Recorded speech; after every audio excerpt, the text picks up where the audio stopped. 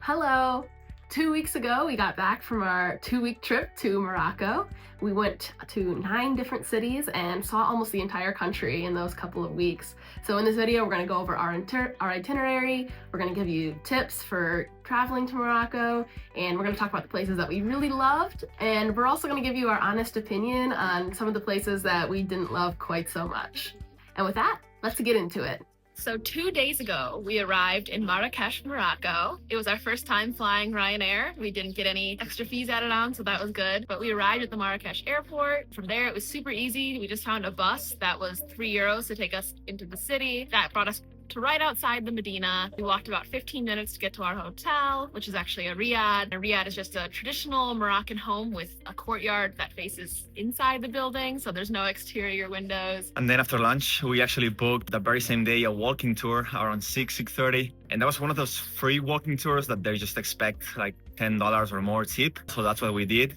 And it was actually very helpful to do that right away as soon as we got there, because we learned about history of the country, the city, and also a few spots that we might have not known on our own without the walking tour. So the streets here are really, really narrow, and they're filled with people, bikes, and also motorbikes, little mini scooters. And when you're walking around here, you have to be really careful because the bikes just feel like they have right away, and they'll zoom in and out of traffic. It's already really crowded. So if you're somebody like me that likes to walk really fast, you're not going to be able to around here. It's tough. Something you should know when you're trying to buy items is that you should always negotiate. So any type of good that isn't food, they say to start at like 50% at the price that they're offering, and then work your way to somewhere between like 70-75% of the original price, and that's a better price. So you kind of have to negotiate if you want a good price. At the end of the walking tour, we also stopped at this traditional pharmacy that essentially it was a bunch of spices where they sell not only spices for food, but also traditional soaps, oils, argan oils, any like cream, organic remedy for any sickness. Kind of cool. On our walk home the other night, we were walking through the Medina, and it was pretty desolate. There weren't a lot of people around, and all of a sudden these guys came up to us and they were like, "Oh, the door's closed over there. You can't get through. Let me guide you." And Amadeo knew kind of what was going on, and I was just like, "Oh, okay, like sure, these people are like being nice." And I always thought, okay, we'll just give them like 50 cents or so, or $1 for being nice. And at the end of it, the guy, we gave him 50 cents, and he turns to us and he's like, "What? You think I'm an animal? I'm not an animal," like saying that we didn't give enough money. And I was just like shocked because we didn't ask him to guide us or anything. So just be careful if somebody's trying to lead you around. Just say no, ignore them, tell them you don't have any money, and tell them that you're fine on your own. Unless you do get lost and you actually do need help, then you can pay someone a few dollars to lead you around. After dinner one night, we also stopped by the El Efna Square. Hopefully I'm saying that right. And that's a pretty alive plaza, more beautiful at night because of all the lights. And there's a bunch of stations there, carts that they're selling fruits and fruit juices. And then there's also the street food. Our tour guide told us that we shouldn't eat there because the cleaning conditions are not really that good and you might get stomach issues afterwards. But we still walked through there, and they are indeed very, very pushy over there. They will literally get in front of you, trying to stop you. Another thing to keep in mind is that the Medina is like a labyrinth. I mean, every single street looks the same. It's all filled with the same vendors that it's just impossible to really get a good feel for where you are besides like a couple main streets. So make sure you always have data so that you can, look up where you're going and get back to your hotel easily. Even that's something our tour guide even told us too. Like you tourists get lost all the time. Like you need to have data. So make sure you download an eSIM. I did read about not using your phone in the Medina because either they don't like you taking pictures of them, or if they see that you look lost, looking at Google Maps, they will just try to guide you. But we really haven't had any bad experiences besides the one person. So don't be too afraid of using your phone. The guy did tell us just to be careful with the motorcycles that constantly pass through in the Medina if you have your phone out, because they might just snatch it. But just be vigilant. One of the things that we did was go to Madrasa Ben Youssef, which is an old Islamic school, and it has 136 different rooms. It's pretty cool. There's a lot of like beautiful plaster work. You can walk upstairs and walk around and see the old classrooms, and it was €5 per person, so not too bad. I think it was one of the cheaper things we did here. And then we also did the El Badi Palace, and that was okay. That was $10. Not sure that I would do it again. There was a lot of construction going on. Not sure if they were setting up for some event or they were still fixing things from the earthquake that happened September 2023, so just last year. And then lastly, we also did Badia Palace, which was also $10. Very interesting architecture, if that's what you like. But keep in mind, there's going to be a lot of tourists, but very pretty rooms and plazas. And just generally speaking, as we've been in Marrakesh now, it's our third day, it's just not probably our favorite city we've been in. One of the things that we don't really like is how pushy everybody is. So, if you're walking through the Medina, people are going to be constantly asking you to buy stuff. And if you look at a menu for 2 seconds, they come and swarm you and are like, come sit down, come sit down. If you stop and look at anything in any store, they come over to you and are super aggressively trying to sell to you. They're not mean, but it's just not really something I like. It's not everyone's style for sure. I'm enjoying the change of culture and atmosphere. It is true, it's very narrow streets, a lot going on all the time, a lot of people, a lot of tourists. The locals can be a little pushy.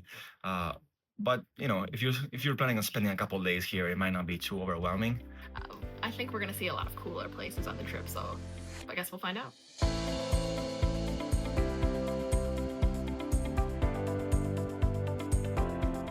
Well, after a 3-hour drive, we just got to, what's it called? Atit Benadou. Ait Benadou, I hope we're saying whatever. that right. It was a beautiful, beautiful drive. About 3 hours, but now we're here. We're about to go up there. Yeah. Sunset time. It's a beautiful city. They filmed some Star Wars here, so it's really cool. A little windy, but awesome. We had to cross the river on sandbags, which was easy for Amadeo, tough for me. Wow, we just went up all the way to the Ait Benadou and it's amazing. We just saw the sunset. We nailed it on time and it's beautiful. Definitely stop here if you are driving from Marrakesh to the desert Mesurga or vice versa.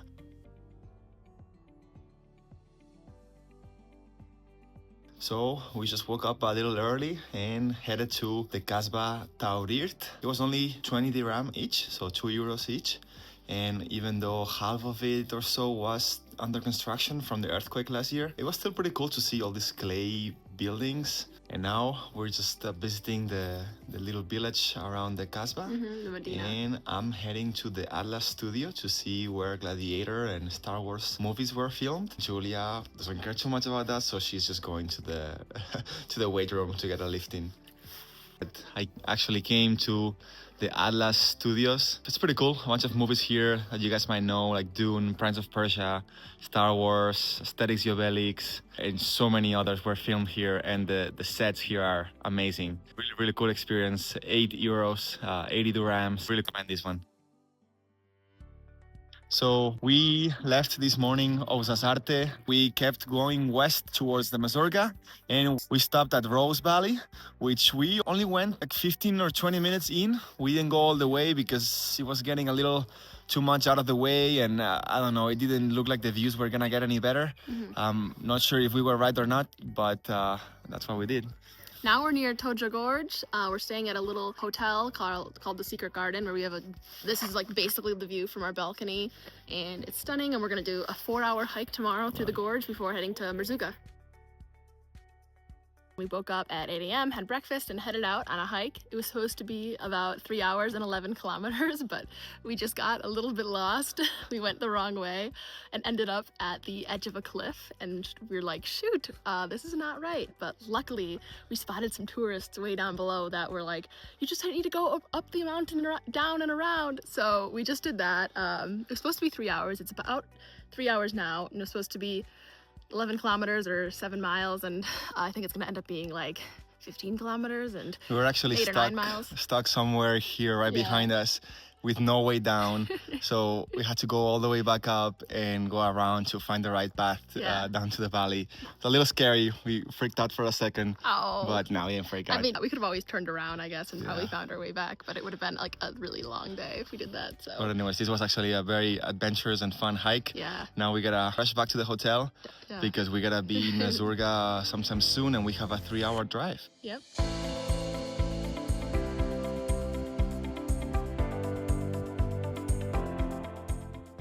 So we finished the hike yesterday, made it down safely. That was really good. It was a beautiful hike. Just, if you're gonna do it, make sure you take the right trail.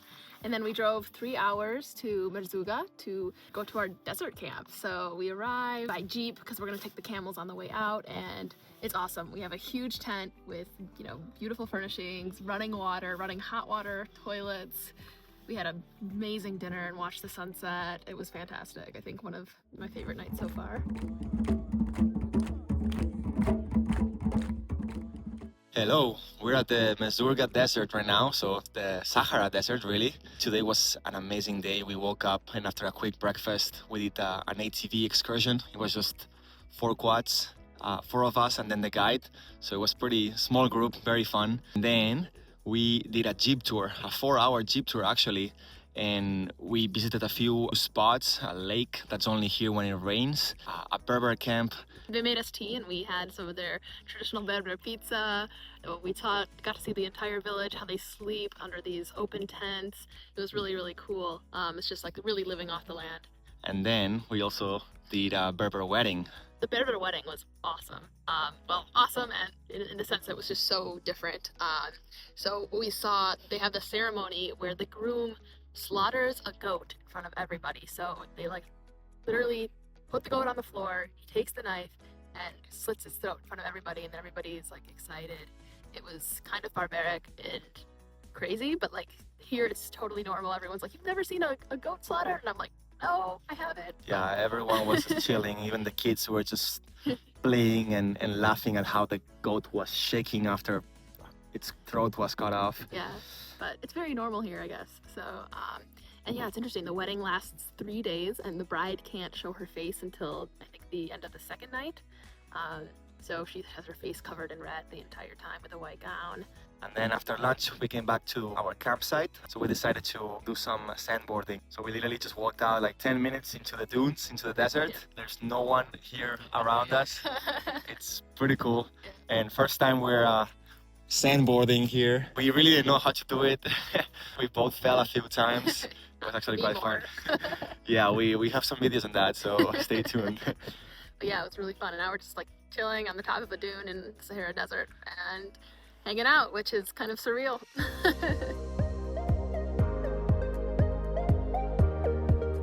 We are riding camels right now. Isn't that crazy? This was our last morning in the Sahara Desert in Merzouga, and so we're riding camels out of camp, and it is so fun. Amadeo was worried it would be super uncomfortable, but it's not too bad. After that, we're just driving to Mildet, which is the halfway point between here and Fez, just so we don't have to drive 6 hours today. And then we're just gonna kind of relax, maybe do a little hiking, and then head to our next destination, Fez.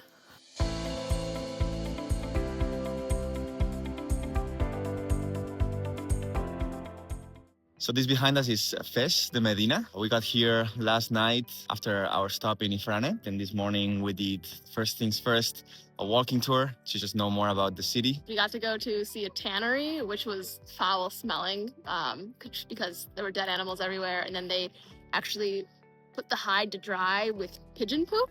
For some reason, the acidity helps cure it. I don't really know. It was interesting. We also got to see just the Medina and how it's laid out and how each section has a different area for coppers and then food and textiles and dye.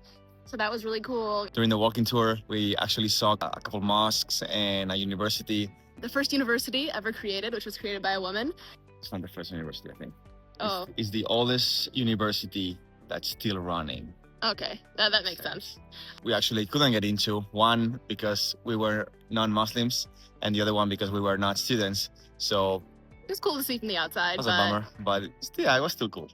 And then the one thing we did go inside, not during the tour, but after, was this thing called Gaudi Palace, and it was a scam. Do not go.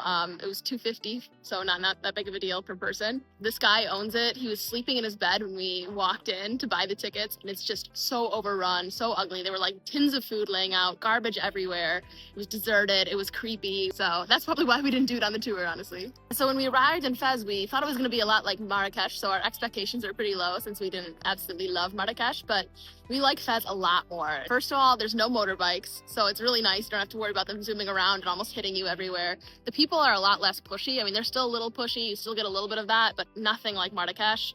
And the streets are also not as as cramped. They're a little wider, and then just less busy in general. So it's just a little bit less going on. And then just generally speaking, the city's a lot prettier, a lot cleaner. We generally really like it. But again, it's 9,500 alleys plus. So if you're going to be walking around in it, make sure you have data, because you will get lost just like in Marrakesh, even though it does seem a little bit easier.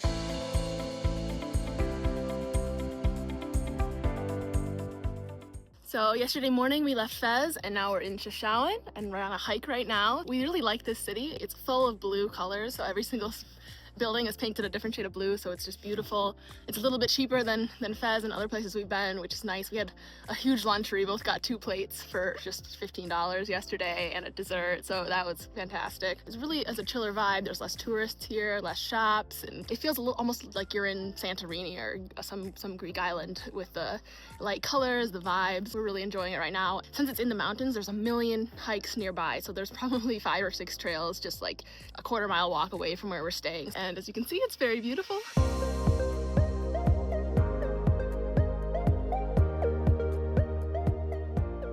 And yesterday we went to a gym and they allowed women and men at the same time. This gym does it right, because instead of just having periods where just women can come and just men, they have every single time that men are there, women are allowed, and then they have separate times for just women, which I think makes sense, because if they're doing it just for respect for women that want to take off their head dressing and stuff, why can't the ones that want to be there when the men are there be there? So very happy about that.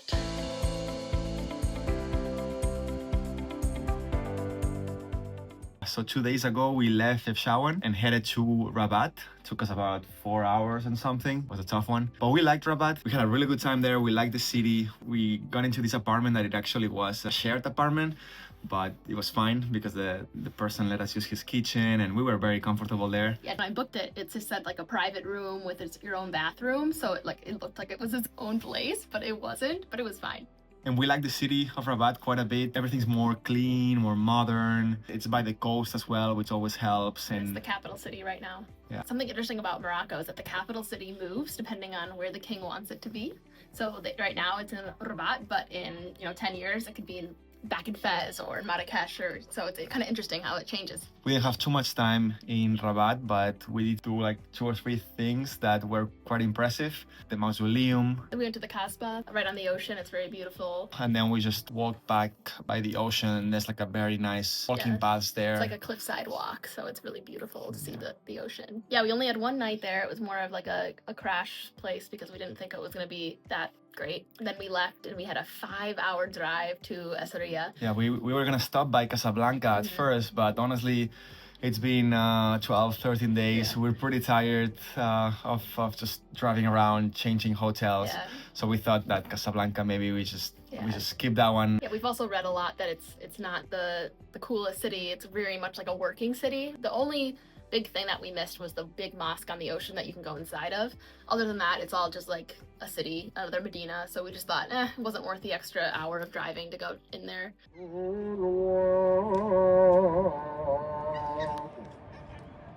So we left Rabat pretty early in the morning to get a move on because it was a 5-hour drive, and on the way we were gonna stop for lunch at some town, but we just kept stopping at these little towns and there weren't really restaurants and it was kind of sketchy. So there was like this crazy guy walking around with his dick out, like it was really weird. So anyways, we ended up waiting till we got to Essaouira to eat lunch, and it was okay. We were pretty hungry. It's a pretty coastal town. I mean, there's not too much going on. Some nice little beach restaurants.